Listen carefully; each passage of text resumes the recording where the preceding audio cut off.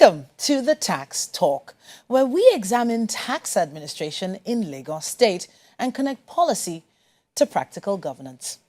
My name is Titilayo Oyinsan, and on this show, we aim to bring clarity to the systems that support development, accountability, and economic growth. We begin with business news. Stay with us.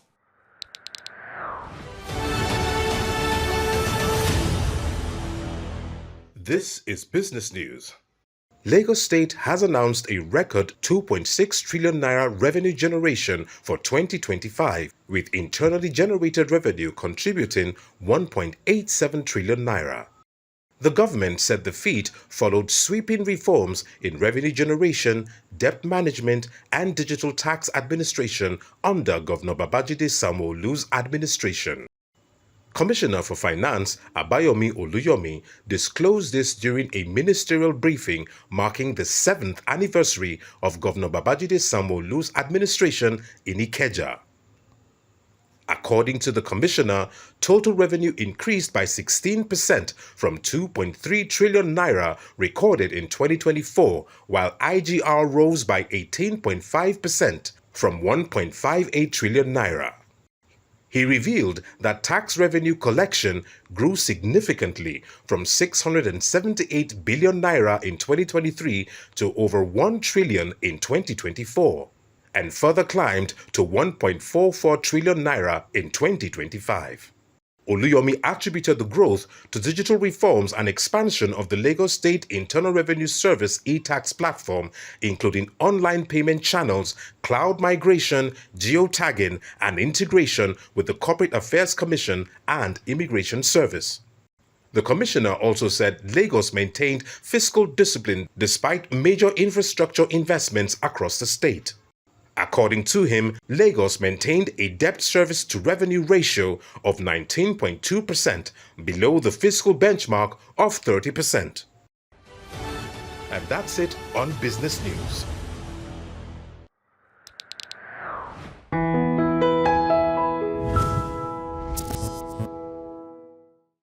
Welcome back. Corporate Talk is where we sit with the people responsible for administering and executing tax laws in Lagos State, helping us better understand how reforms translate into real-world implementation. Corporate Talk is where we engage senior officials responsible for shaping the administration in the state, and today's conversation focuses on strategic direction and institutional leadership. I'm joined by the Executive Chairman of the Lagos State Internal Revenue Service, Dr. Ayodele Subair. Dr. Subair, thank you so much for joining us today. Thanks for having me on the show. All right, so I'm really interested in so many angles to this topic, especially with the enactment of the NTAA, that's the Nigeria Tax Administration Act for 2025, and of course the NTA 2025. Now, talk to us about your strategic assessment of the overall direction of these reforms.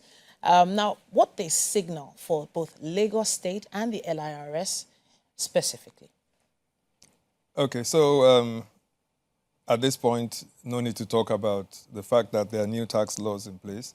These new tax laws bring with them a lot of changes to what has been happening in the tax environment.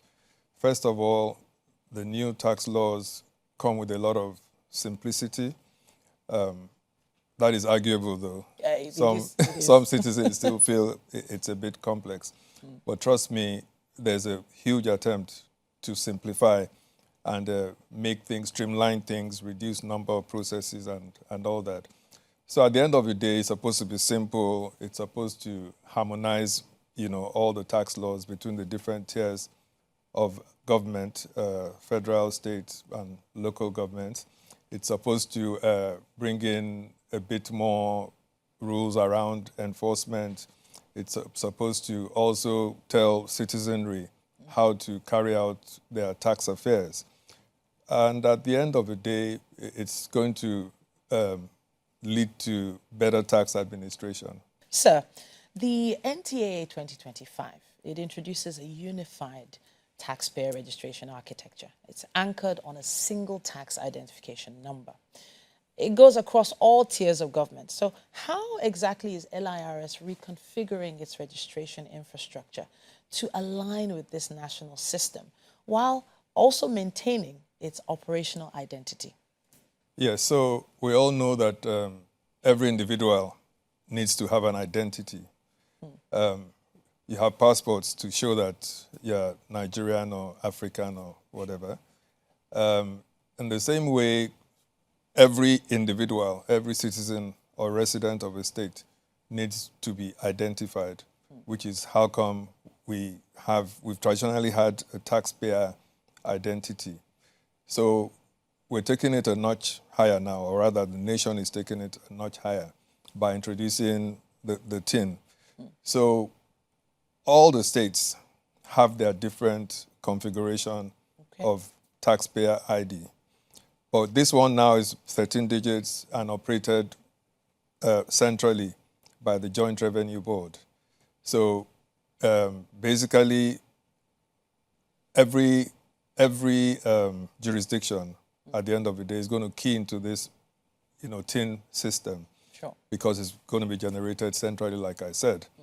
And it means that it's possible to track all taxpayers at the end of the day in a streamlined, organized manner. So in terms of LRS keying into this philosophy of having a centralized TIN, we have upgraded our systems, basically. So we've integrated, or we are integrated with the Joint Revenue Board, and both forward and backward integration. So we can feed off information from them, and they can also, because it's critical for them also to have all the data and statistics from our own end. So we're there now, we're fully integrated, and it's going to be very easy. And the GRB has also released like a portal for the citizenry. So ideally, there should be no pain at all in getting your TIN number. I love that term, ideally.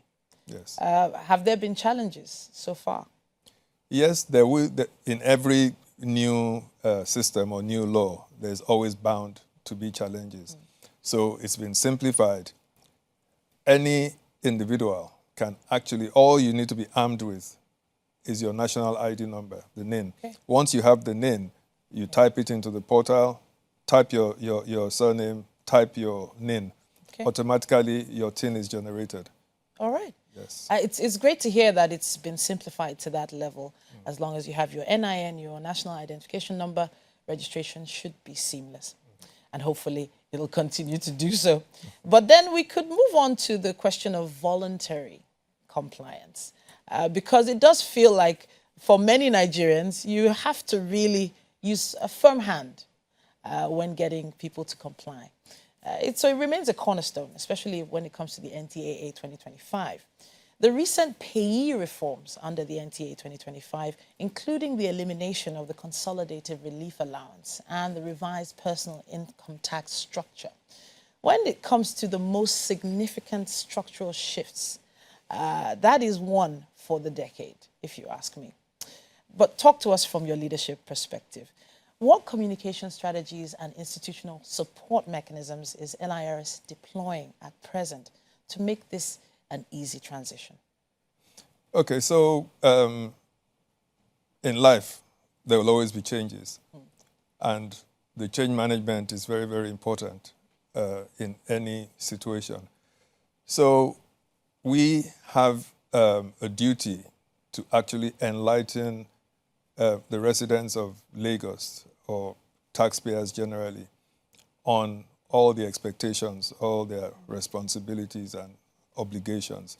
So it works both ways. We also let them know from our perspective what is going to happen. So at the end of the day, it's about looking at our communication strategies and our machinery, oiling that machinery to make sure that we are getting the right information out there. So this involves so many things. I like to always look at it first from the perspective, internal perspective of capacity building. We have to train our staff. because at the end of the day, they are going to be the ones who are going to, communicate with a lot of interact with people. Yeah. It won't always be the chairman or a director. Down the line, everybody must be aware of all the new changes in the tax laws, and they must be able to communicate it. Yeah. So training, that's taken care of. There are other strategies, including the issuance of public notices. Okay. So we have quite a number of public notices that we have already issued, and the public notices just have a duty of explaining, talking about the basis for the announcement. Okay. And sort of talking about the expectations from members of the public. It just basically, simplifies and breaks down the expectation. Then we also have frequently asked questions. So from time to time, we create and we update this all the time. Anytime there's a change, we look at our FAQs and try to update them.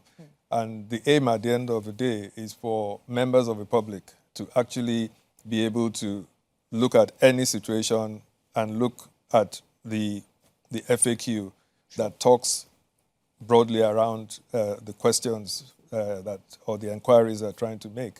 So the FAQs are also very important. We also invest heavily in social media. I was actually going to ask about that. The online space seems to be where a lot of people are. So the public announcements include the online space? Yes. So we have a website. Okay. LIRS has a website, and the website has almost everything you need to know about LIRS, about the tax laws, and even on a national level and local government level, all the information that you need to know.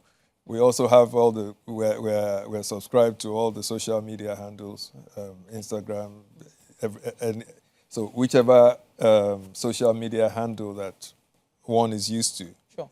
We're definitely hooked on to that.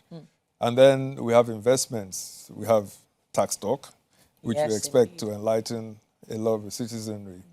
So we look at every possible angle. We have talks with like professional business associations, unions, all the various associations. So it's all about spreading the gospel of tax. Indeed.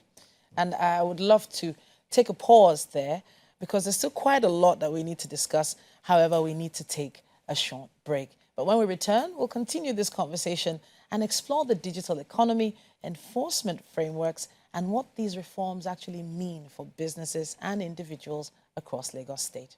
Stay with us.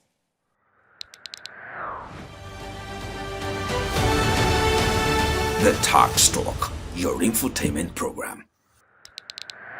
Welcome back. Now we are speaking with Dr. Ayodele Subair, the Executive Chairman of LIRS. And we're speaking on the strategic direction and implementation of the new tax reforms.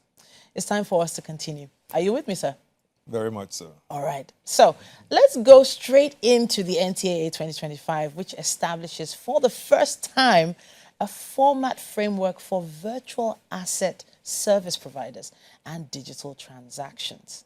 This hasn't happened before now. So let's talk about how LIRS positioning itself to monitor, to administer compliance, and it is quite a big economy. It's an expanding digital economy. So how are we working on this?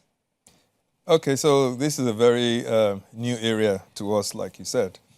And we really have a lot of work that we're doing to get acquainted with the way that industry works.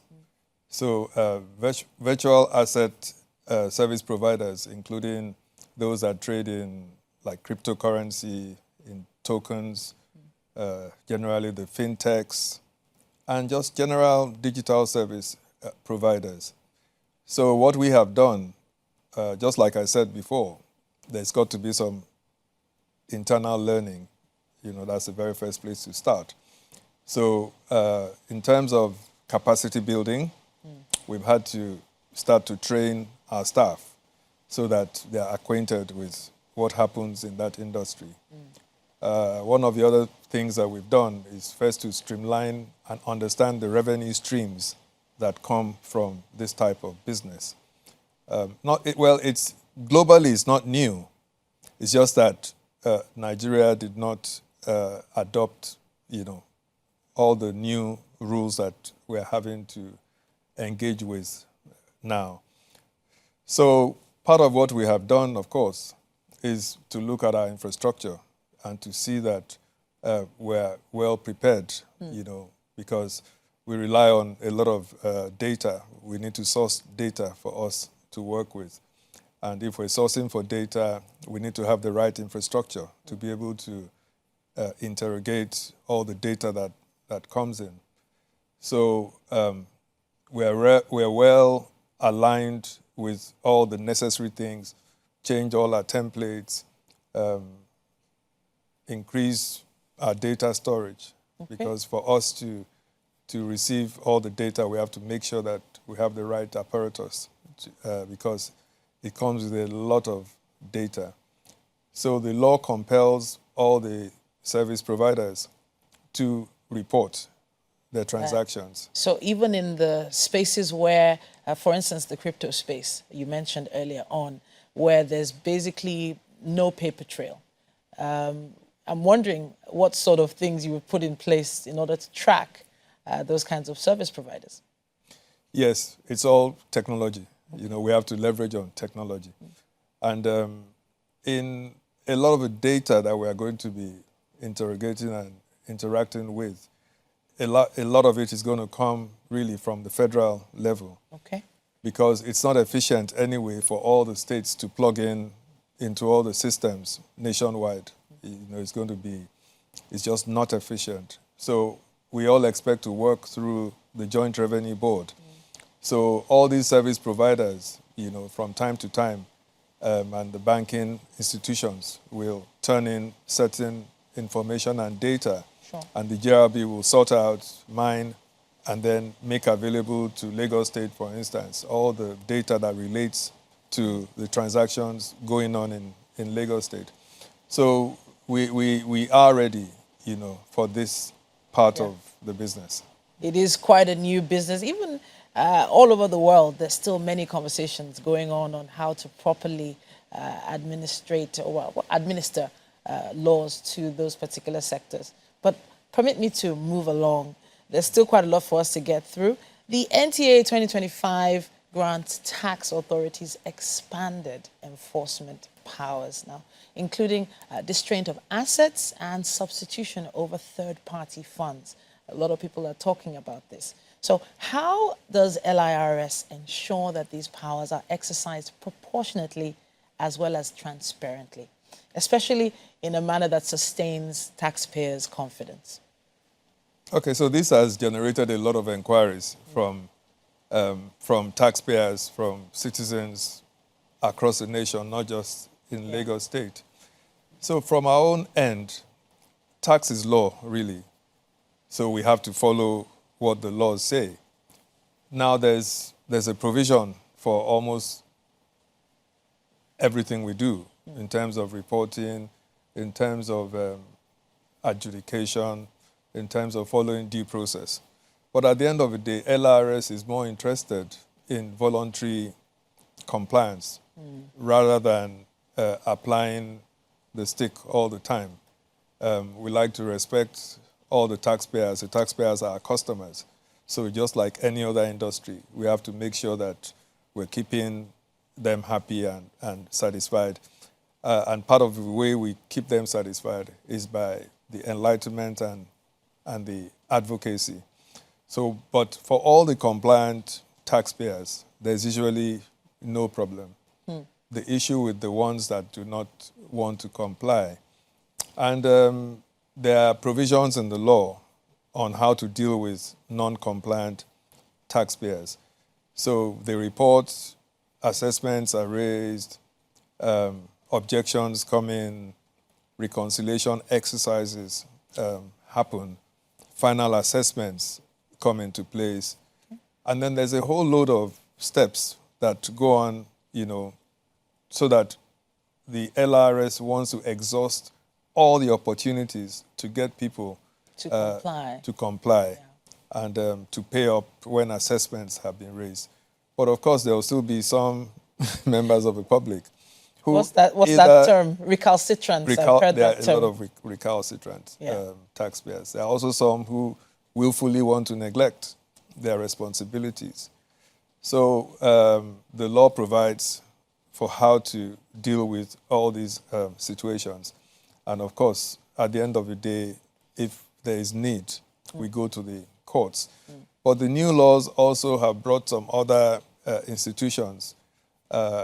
Yes, we've always had tax appeal tribunals, but everything has now been looked at again, and there's a renewal in the way they operate.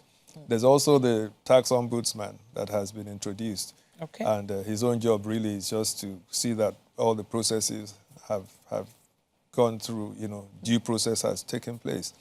And in terms of a power of substitution, there's been a lot of interest around that. People have been worried. Sure. Some people have gone, spread a lot of misinformation, telling people that the government is just going to take money from your account. Is this actually possible? It's not possible, and it's not true. Okay. So what the power of substitution says, Section 60 deals with this. And basically, until all due process has taken place and the assessment is truly final, then the government can leverage on the provisions of the power of substitution. Anybody who is owing that taxpayer will be obligated to pay up the portion of what he owes to the state government through LIRS. So it's not quite as simple as no responsible government will ever pass such a law that will just dip their hands into anybody's bank account. So it's a total falsehood, and people should be rest assured that the state and LIRS are very fair organizations. We go by rule of law, and we follow due process. So you used the term owing. Sorry to digress back. The term owing, it makes reference to possibly a landlord, maybe who has tenants. If the landlord is owing, for instance, are you saying that the third-party obligation then takes or reaches out to the third party? If the tenant, yes, the tenant is owing the landlord, okay, whether it's owing or even for rental amounts that are due, okay, right, we can exercise the power of substitution on the tenant. Interesting. And the tenant will be required to pay the requisite rent into the state government account through, of course, LIRS account. Okay. So basically, once a tenant gets served, he has an obligation. And not just landlord and tenant situation. If, for instance, a citizen has a fixed deposit in a financial institution, we can also attack the fixed deposit and exercise that power of substitution. We write to the banks, and what the bank will do is to, turn the amount over, just to the extent of the liability. It cannot be. And even if the amount doesn't meet up with the liability, it means that we can still exercise that power of substitution on other means. With interest? Already there's a penalty. There's already a penalty, yes, so okay, so all right. We won't go beyond that.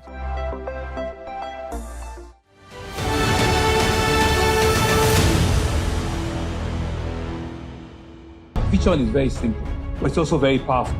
Every child must have the opportunity not only to attend the school, but to learn and to reach its full potential. Every child potential is realized. On Monday morning, I and Amarati were inside.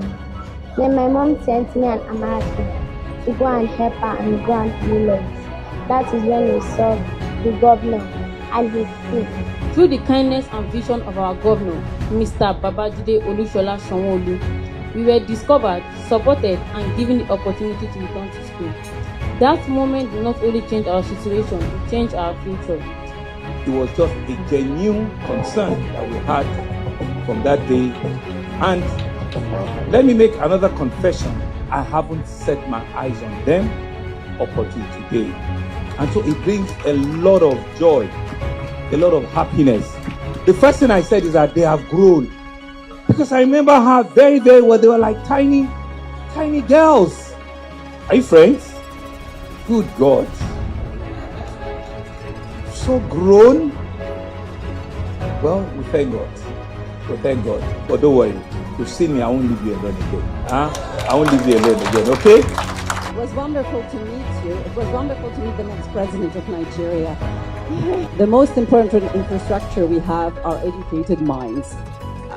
Too many children still experience barriers that keep them out of school, and too many that are in school are not yet learning at the level that is required for them to thrive. A society that invests in the education of its children is a society that secures the future of its existence. This initiative, such as the Lagos Education Access Fund, represent more than a program for today. They are investment in the future of our state.